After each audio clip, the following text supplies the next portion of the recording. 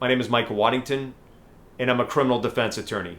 I have been aggressively defending military service members for over 20 years. If you or a loved one are stationed at McConnell Air Force Base in Kansas, and you're suspected or accused of any crime under the UCMJ, such as an Article 120 sexual assault or sexual harassment, and your career's in jeopardy, then reach out and speak with one of our experienced military lawyers today.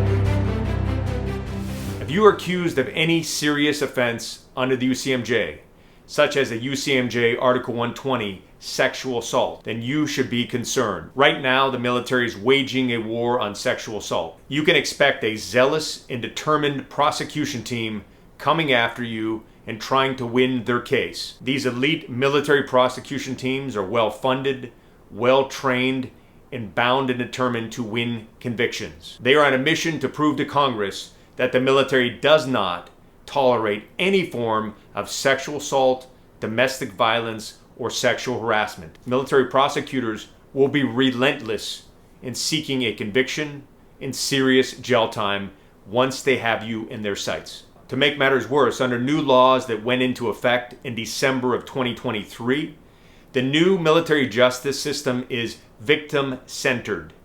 What that means to you, if you're accused, is that if a person makes an allegation against you, they are believed from the start. They won't probe the credibility of a person making an allegation.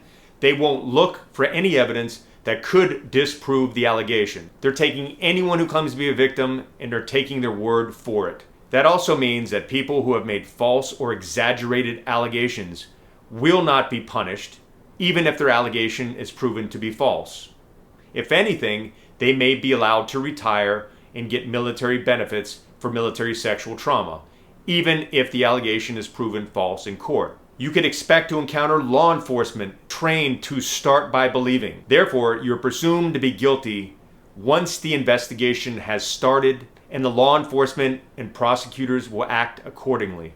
Yes, that cuts against your constitutional rights, and that cuts against what our country was founded upon and what we stand for, but that's what you can expect in the military justice system. In this new victim-centered approach, the victim, even if the victim is a lying victim, plays a key role in determining what happens to you. What could end up happening is in a case where there's no evidence, or if you're in fact innocent, the victim may still insist that you get some sort of punishment. Even if you're innocent and there is no evidence, do not be surprised that you end up at a court-martial, an administrative separation board, or receiving some sort of negative paperwork, such as a letter reprimand.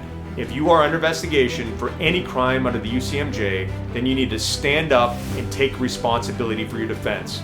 Don't become another statistic.